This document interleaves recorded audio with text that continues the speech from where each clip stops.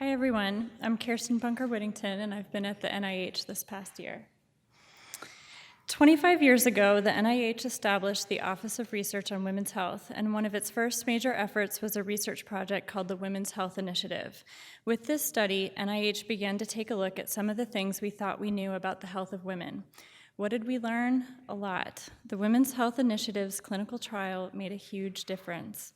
Over the past half-century, medical research has taught us many ways to improve and sustain health for men and women, girls and boys.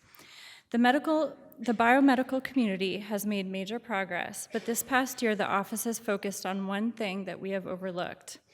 Women now account for half of the participants in NIH-funded clinical trials, but most preclinical studies focus primarily on male animals or do not report the sex of the animals studied. The assumption of similarity between the sexes may lead downstream treatment astray. What are we losing by aggregating data or by studying only one sex? Just weeks after I accepted the position, the director of my office and the NIH director announced plans to introduce policy to address sex in preclinical research. The announcement garnered tremendous feedback from the scientific community and the general public. I watched the media stories play out on NPR and the front page of several major newspapers and thought, wow, I'm going to have a very busy year. As we began formulating the policy, we had to do so such that it would be applicable across disciplines, stages of research, and all types of approaches. It is also about enhancing the rigor and reproducibility of research. We teamed up with others and brought our initiative under that umbrella. We formed a trans NIH working group and tackled the policy development step by step. We awarded grant supplements to take on sex-focused research and released a request for information to the public. We blogged about our findings and received even more feedback. We crafted grant language, scoring criteria, and debated placement in the grant application. We brought in speakers, met with stakeholders and members of Congress, and solicited feedback from NIH senior leadership. We got the green light from Dr. Collins and published guide notices, resources, and you guessed it, more blogs.